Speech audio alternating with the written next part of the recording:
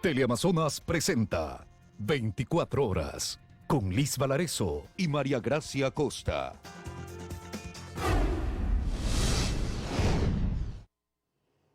Empezamos. Se suspenden las clases en el sistema fiscal durante la próxima semana como respuesta al incremento de contagios de COVID-19. Belén Marizalde nos tiene los detalles sobre las decisiones que anunciaron las autoridades de salud y educación. Hola Belén, adelante.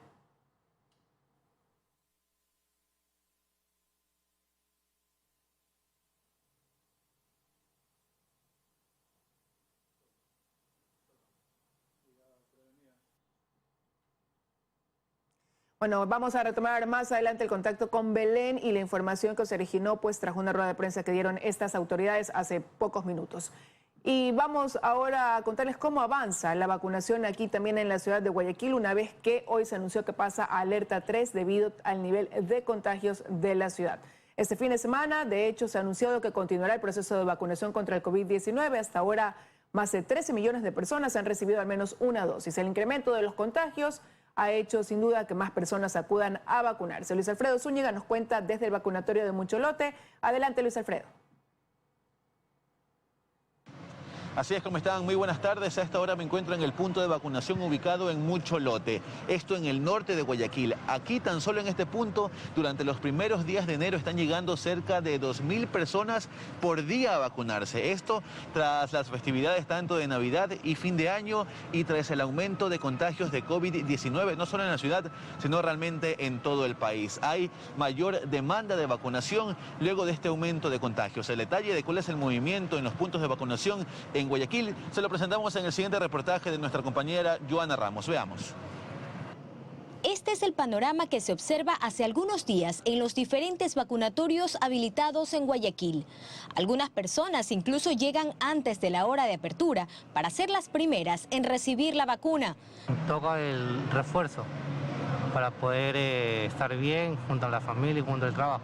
Que deberíamos todos venir acá a vacunarnos por protección de la persona y de la familia. Se terminaron las fiestas de Navidad y fin de año y lo que se había previsto, un incremento en la demanda. En este punto del norte de Guayaquil, casi 2.000 personas se vacunan ahora por día. Esta semana ha sido productivamente buena para la vacunación.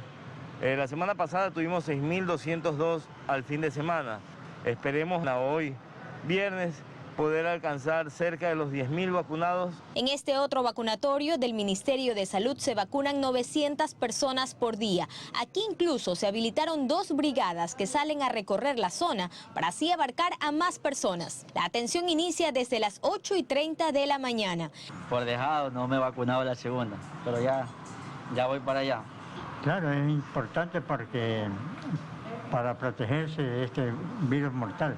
El médico intensivista John Cuenca recuerda que aún no alcanzamos el pico de los contagios, por lo que recomienda mayor responsabilidad. A nivel hospitalario, en salas de hospitalización, estamos a un 50-60% de la ocupación. Y en cuidados intensivos muy parecido, 60% de la ocupación hospitalaria. Si seguimos a este ritmo, creo que vamos a estar en 1 o 2 semanas colapsando el sistema de salud. De ahí que es importante, ahora más que nunca, extremar cuidados.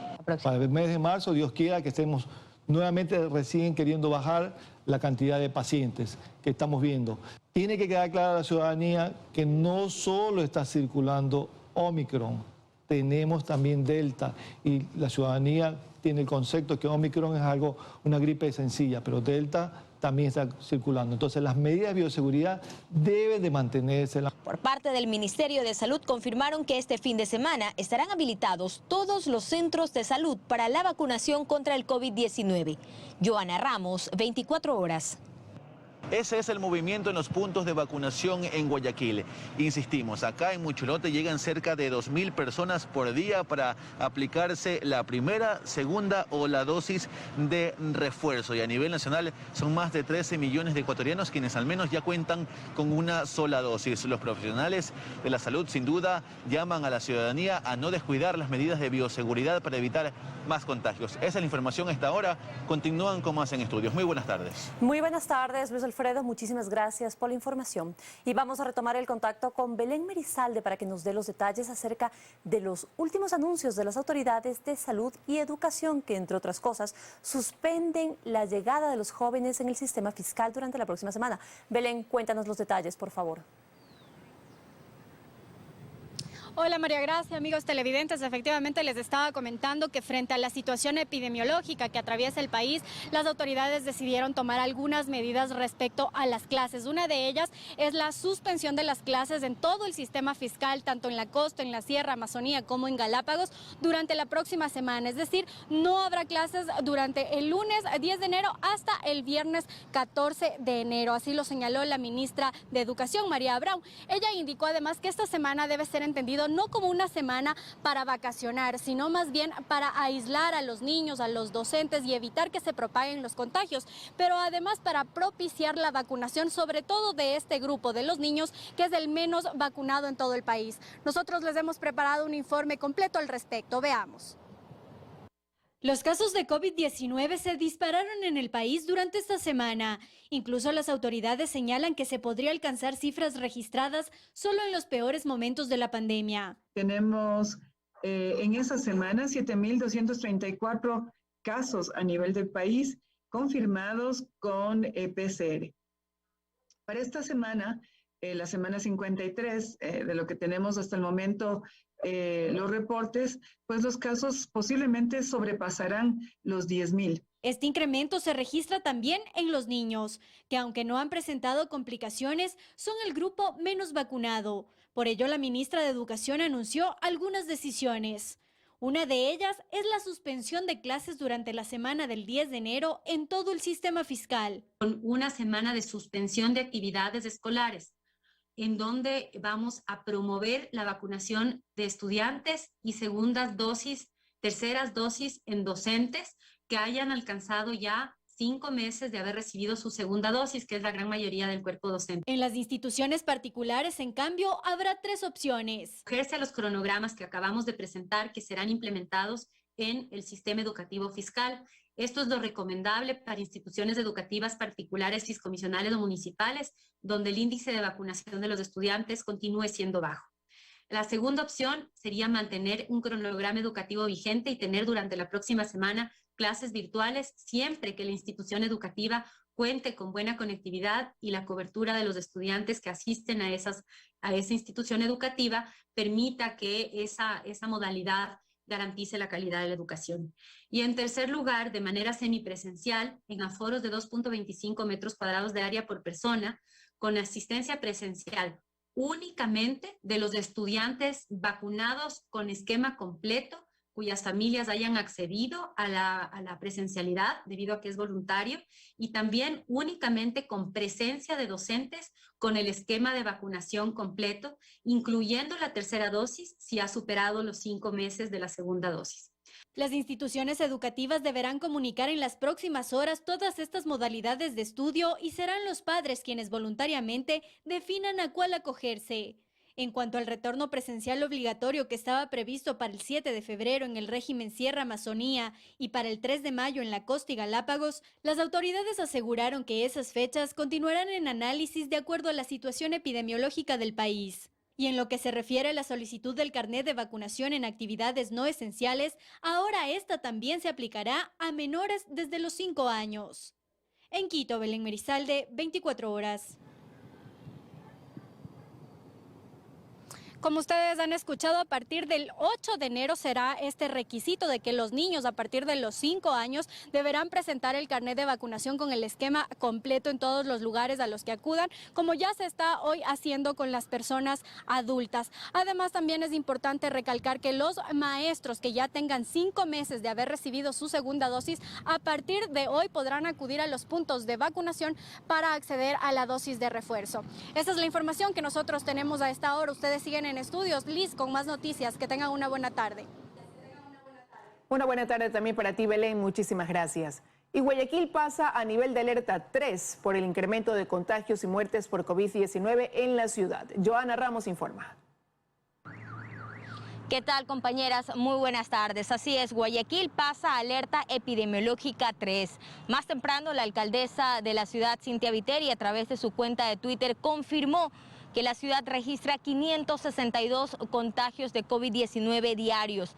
¿Pero qué significa que la ciudad pase a alerta 3? Bueno, según la última resolución del COE cantonal, en nivel de alerta 3 se establece el aforo máximo en mercados, supermercados y centros comerciales al 50% y en el resto de establecimientos de atención al público abiertos o cerrados a un 30% y el horario de operación hasta las 0 horas. Se ratifica la prohibición de venta y consumo de bebidas alcohólicas y de moderación en la vía pública. No se autorizará la ejecución de espectáculos públicos y masivos. Se suspende eventos de concentración pública en parques y malecones. Todo esto hasta el 16 de enero. Además, el COE cantonal exhorta al COE nacional se limite el acceso a playas y balnearios hasta el 21 de enero. Se evalúe la pertinencia de un estado de excepción con la finalidad de limitar la movilidad y se solicite al Ministerio de Trabajo que se disponga la no presentación de resultado de prueba de COVID-19 en caso de no presentar síntomas, con la finalidad de que este recurso se reserve para los sospechosos de contagio y así establecer el protocolo para la reincorporación segura de los trabajadores. Esto ya que hemos visto que en los últimos días centenares e incluso hasta miles de personas han acudido a los diferentes laboratorios en todo el país para confirmar si tienen o no tienen el virus. Esto ha provocado sin duda aglomeraciones en los que incluso personas sanas se podrían haber contagiado con COVID-19. Esta es la información a esta hora. Damos paso a estudios. Muy buenas tardes. Muy buenas tardes, Joana. Muchísimas gracias. El Ministerio de Salud y la Agencia de Regulación, Control y Vigilancia Sanitaria, ARCSA, analizan la posibilidad de la venta de pruebas de autodiagnóstico para el COVID-19. Para esto, médicos aseguran que se requiere el cumplimiento de condiciones.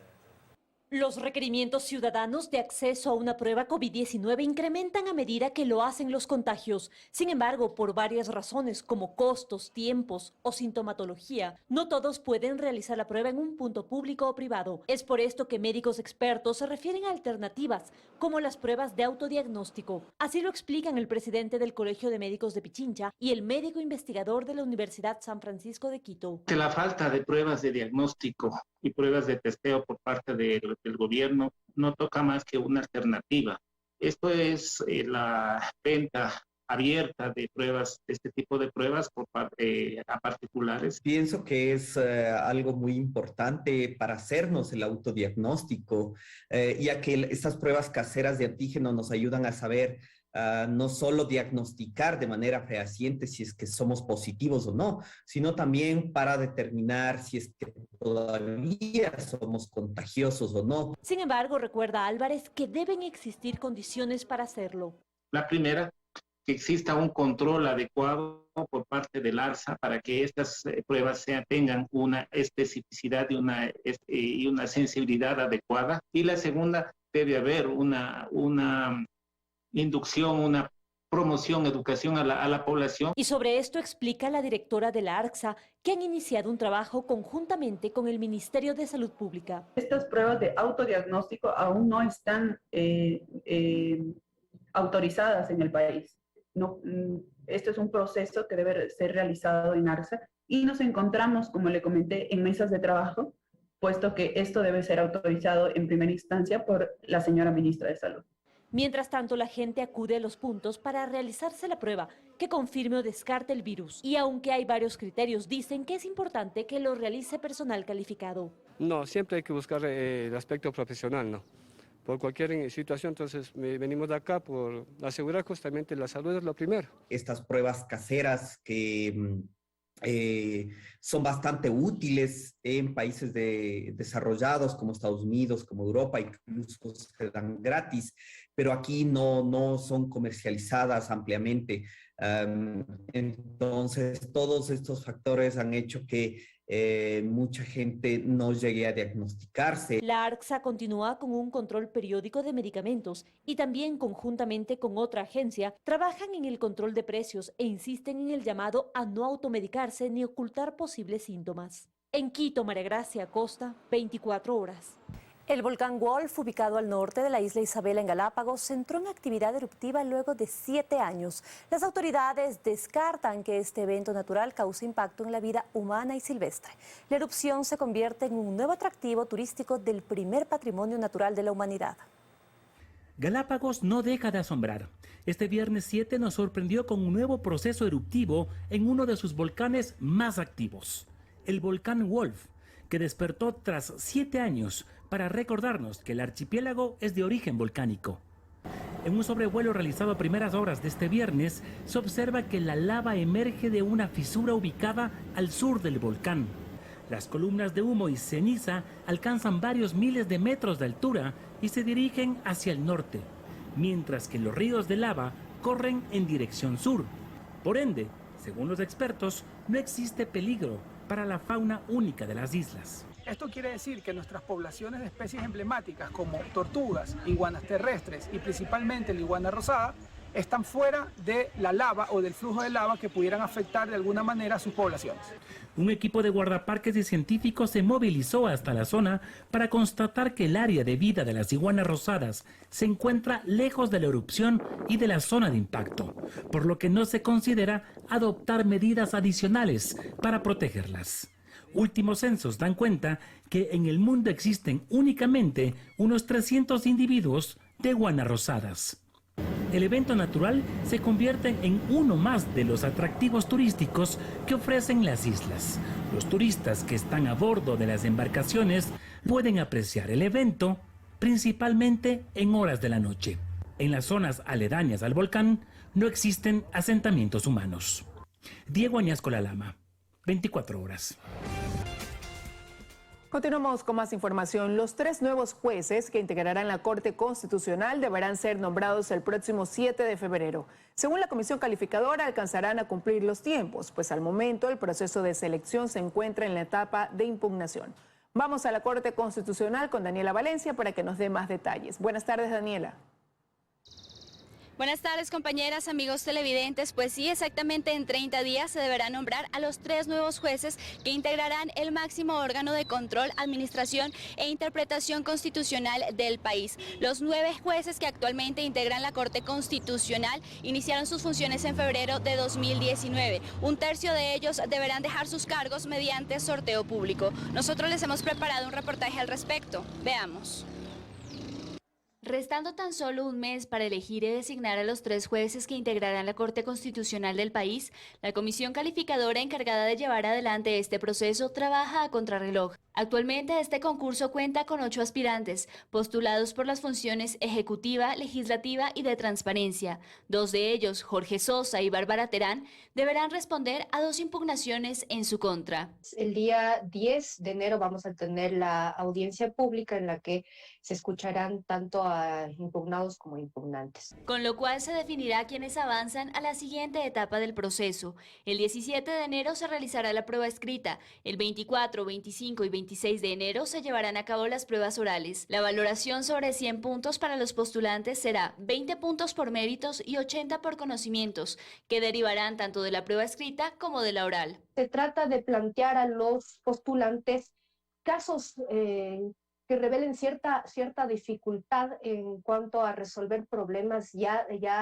prácticos, ¿no? En lo que concierne sobre todo a garantías jurisdiccionales, porque se trata de ver qué tan racional es la respuesta del candidato frente a problemas que se le podrían presentar. Para el abogado constitucionalista Rafael Ollarte, quien integraba la comisión calificadora, a pesar de que se lleguen a cumplir los tiempos previstos, preocupa la calidad de magistrados que llegarán a la Corte Constitucional. Si la Corte actual tiene problemas, lo que viene no es mejor. Y lo digo con alguna excepción. Otros tienen este problema, gente que no te paga impuestos, gente que no ejercen constitucional. Esos son dificultades, o con problemas de antecedentes, pues, o sea, también tiene esta cuestión. Ojo, y me voy a referir a gente que no es impugnada, ¿no? Por si acaso. La ley establece que la Corte Constitucional se renueve por tercios cada 3 años. Los jueces que están próximos a cumplir este periodo en funciones son el presidente Hernán Salgado, la vicepresidenta Daniela Salazar, los magistrados Teresa Núquez, Agustín Grijalva, Ramiro Ávila, Ali Lozada, Enrique Herrería, Carmen Corral y Carla Andrade. Se tiene previsto que teniendo ya a los 3 postulantes mejor puntuados, se deberá determinar mediante sorteo público quiénes serán los magistrados que deberán salir de la Corte Constitucional. En Quito, Daniela Valencia, 24 horas.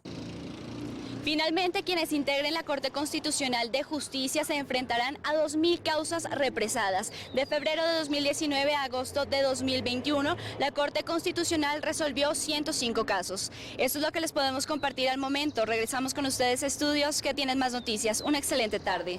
También para ti, Daniela, muchísimas gracias. El Consejo de Participación Ciudadana tiene hasta hoy para designar al nuevo superintendente de compañías, pero no logró aprobar ni el reglamento. Tras la configuración de una posible nueva mayoría, la presidenta del Consejo suspendió la sesión, que deja con interrogantes la designación. Una vez más, así terminó una sesión del Consejo de Participación Ciudadana. Votación. Hola. Señora Presidenta, estamos en votación. Precisamente luego de que la consejera Ivette Estupiñán vote con la minoría. A favor. Transformándola en una nueva mayoría. La presidenta del Consejo evitó dar su voto y suspendió la sesión. Ingeniera Sofía Ivette Almeida Fuentes. Ingeniera Sofía Ivette Almeida Fuentes. Señor secretario, por favor, me indica tecnología que no se está transmitiendo la sesión. Por favor, mientras no se transmita la sesión, como es obligación de estar en la sesión transmitiéndose, voy a suspender la sesión. Pero la transmisión realmente continuó y así se lo puede observar en el canal de YouTube del propio Consejo de Participación Ciudadana y Control Social, donde está, y nítida. Presidenta, me confirman que sí se está transmitiendo por la señal de YouTube. Los consejeros votaban el reglamento propuesto por la minoría para la designación de superintendente de compañía. Y eso de ahí teníamos que hacerlo inmediatamente, antes de que fenezca el plazo, porque si no caeríamos en un incumplimiento de funciones. Responsabilidad que en este momento recaería sobre la señora presidenta al haber suspendido abruptamente esta sesión. La presidenta del Consejo de Participación Ciudadana y Control Social, Sofía Almeida, no ha respondido a nuestros mensajes ni llamadas. Esto se da luego de que el presidente de la República ya enviara la terna para la designación de la autoridad. Pero no hay reglamento, pues el Pleno debe reunirse una vez más para ratificar la votación, que este miércoles no pudo cerrarse. Y justamente hoy fenece el plazo para la designación del superintendente de compañías. El Consejo podría establecer que quien está enfrente de la superintendencia actualmente se prorrogue en el cargo, pues el tiempo ya no les alcanza, pues según el propio reglamento de la entidad, incluso para convocar a sesiones extraordinarias deben hacerlo con 24 horas de anticipación. Los consejeros caerían en incumplimiento de funciones incluso. El reglamento tiene que aprobarse de una forma u otra el día de mañana, pasado mañana, y tendremos que designar a la nueva autoridad. En tanto, el Consejo también debe continuar con la conformación de las comisiones ciudadanas para elegir a los titulares de la Defensoría Pública, de la Contraloría y actuar en la renovación parcial del Consejo Nacional Electoral. Esto en manos de una minoría que podría convertirse en mayoría y de una mayoría que podría dejar de serlo. Pero todo depende de un voto que tiene nombre: Ivette Estupiñán. A favor. Dayana Monroy, 24 horas. El Consejo de la Administración Legislativa tiene que evaluar nuevamente este domingo la situación sanitaria para tomar decisiones sobre las actividades de la Asamblea Nacional. Algunos legisladores consideran pertinente mantenerse una semana más de forma virtual debido a que se siguen identificando casos de COVID.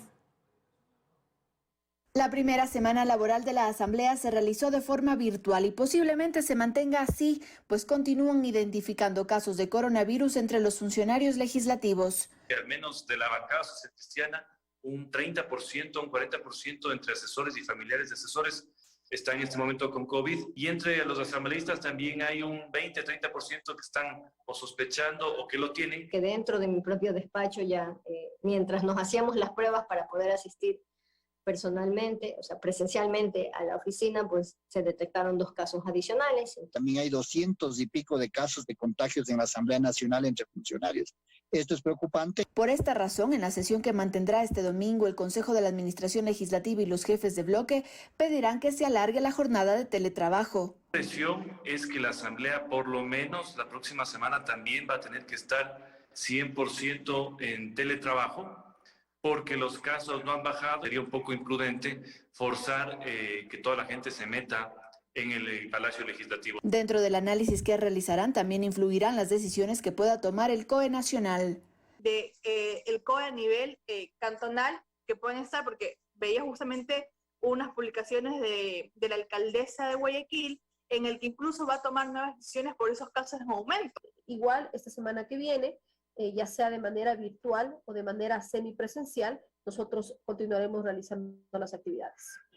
Hay funcionarios que sí están acudiendo al Palacio Legislativo y que pueden ingresar previa presentación de una prueba PCR negativa.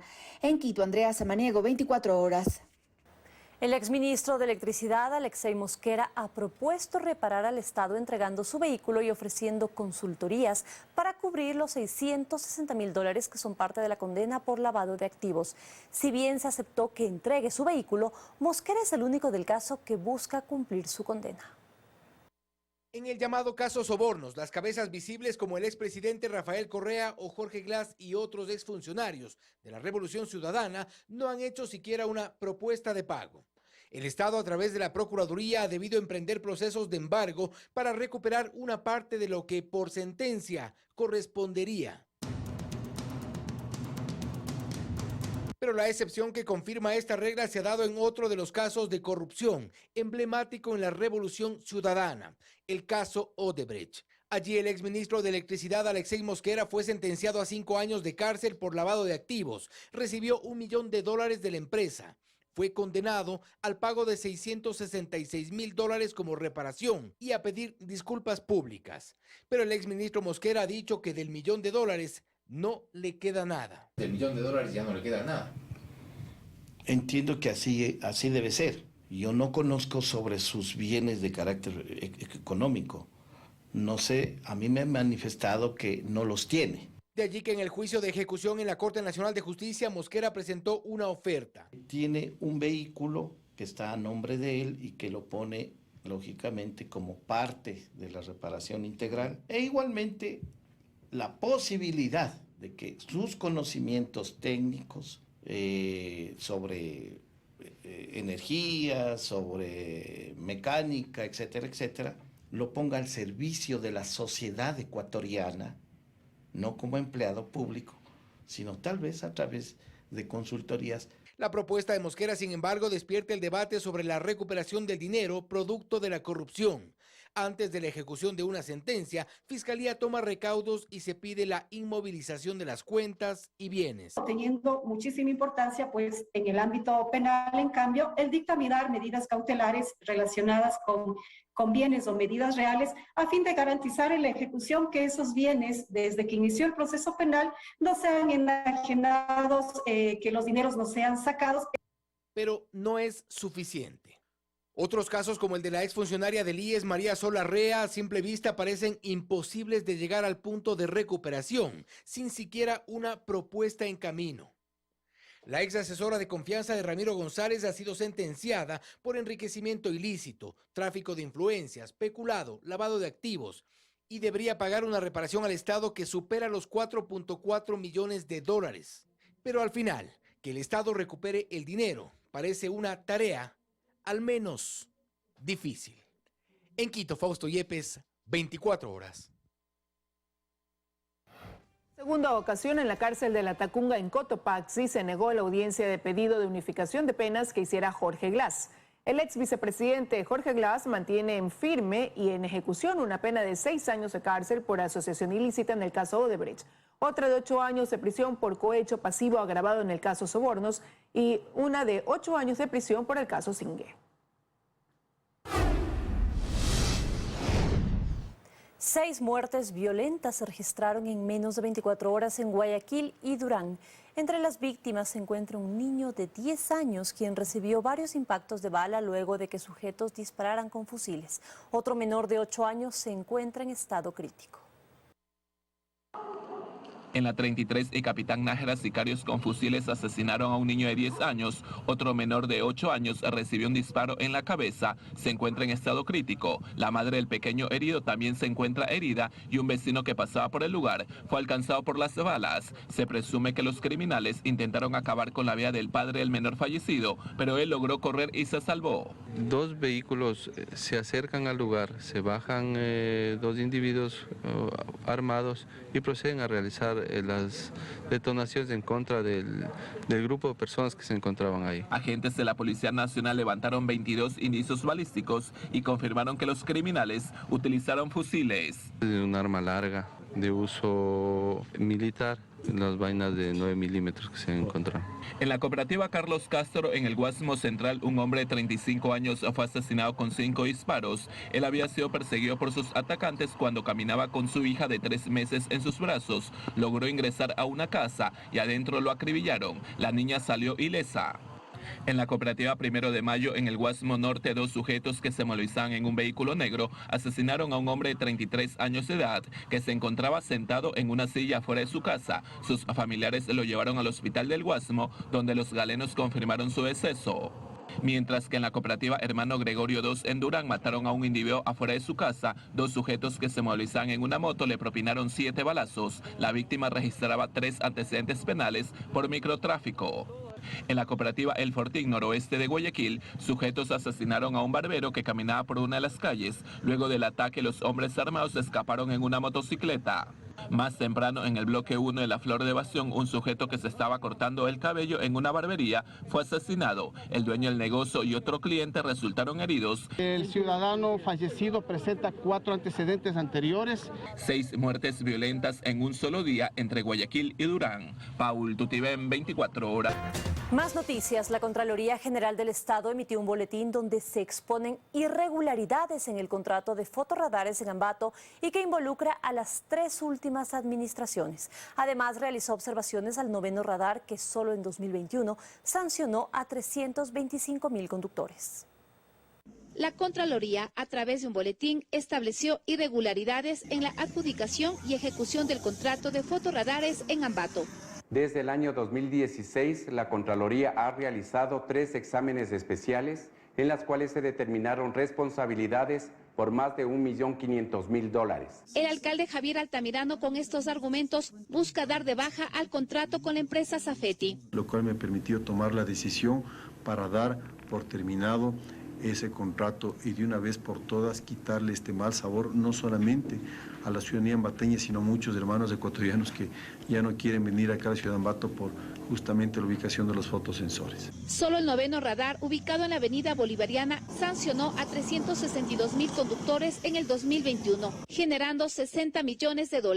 La EMETOP dijo no pueden estar ahí, el municipio le dijo que no tiene autorización y la empresa Safety prendió el fotorradar y estamos ahora todos con muchas multas. Desde entonces, el municipio de Ambato y la empresa Safety mantienen un litigio. Recordemos cómo por la ubicación de este 9º fotosensor, sin tener la empresa autorización del Ministerio de Transportes y Obras Públicas, hizo que la empresa Safety nos demande al municipio de Ambato, no aquí en nuestra ciudad, sino en la hermana ciudad de Quevedo. El 9º radar fue debidamente autorizado con fecha 25 de septiembre del año 2019.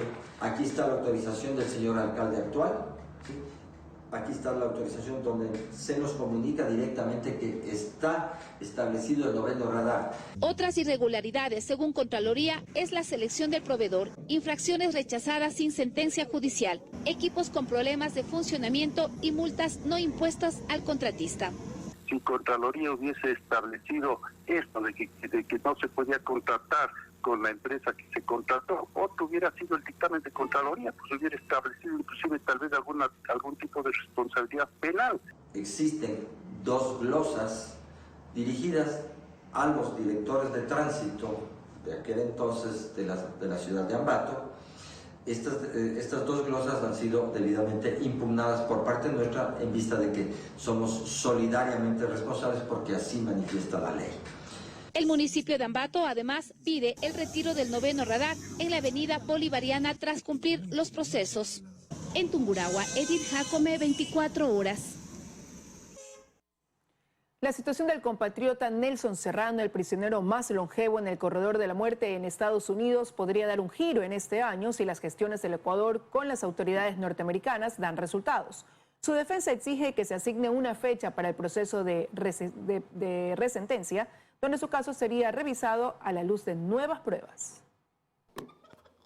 Esta fue la 19ª Navidad y Año Nuevo que Nelson Serrano no puede abrazar a sus familiares, ya que se encuentra tras las rejas en una cárcel de Florida. Es el destino que le suele deparar a los criminales, pero Nelson no es un criminal. Al menos eso defiende en su familia y las pruebas que han sido exhaustivamente explicadas en el libro de Oscar Vela, Los crímenes de Bartow. Son fechas difíciles, ¿no? Es decir, yo la verdad te digo, no sé qué decirle en este tipo de cosas, porque ¿qué le dices a una persona que está encerrada?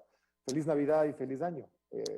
No hay ni feliz Navidad ni feliz año. El feliz año será si es que efectivamente logramos nuestro objetivo.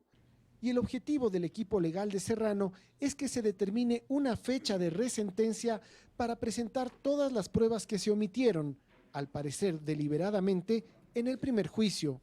Una fecha que ha tomado mucho más tiempo de lo normal en el sistema judicial estadounidense. Han retenido durante 4 años un proceso de resentencia que normalmente lleva 3 meses, 6 meses como máximo. El libro de Vela generó una nueva ola de atención e indignación ante el caso de Serrano y se aprovechó esta coyuntura para que el Estado ecuatoriano reaccione y actúe a nivel diplomático en defensa de su ciudadano. Y en derecho lo que corresponde es que el Ecuador, en nombre de su ciudadano, pueda protestar, pueda reclamar ante un hecho claro, manifiesto, por ejemplo, de violaciones a los derechos humanos de Nelson Serrano, que se cometieron y que se siguen cometiendo mientras él está detenido. Lo que quieren, y te digo esto honestamente, porque ya me han comprobado, lo que tratan de hacer es de que muere.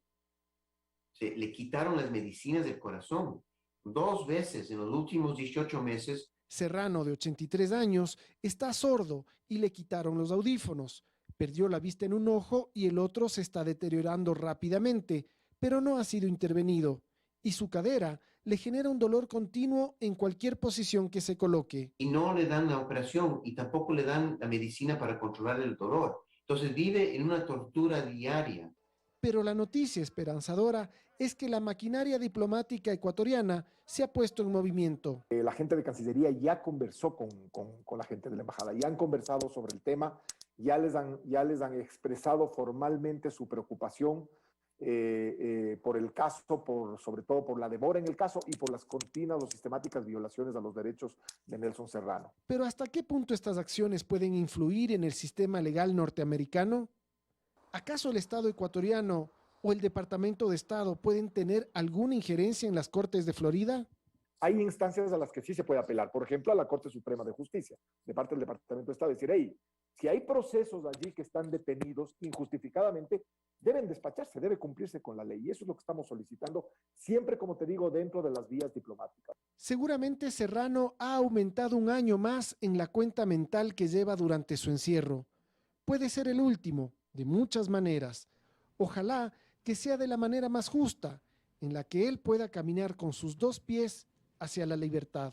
Si Nelson llega a morir antes, este proceso va a seguir siempre y vamos a estar detrás de que se declare la inocencia, sea cuando sea, porque esa inocencia tiene que declararse en algún momento por la vía judicial. Tomás Chufardi, 24 horas.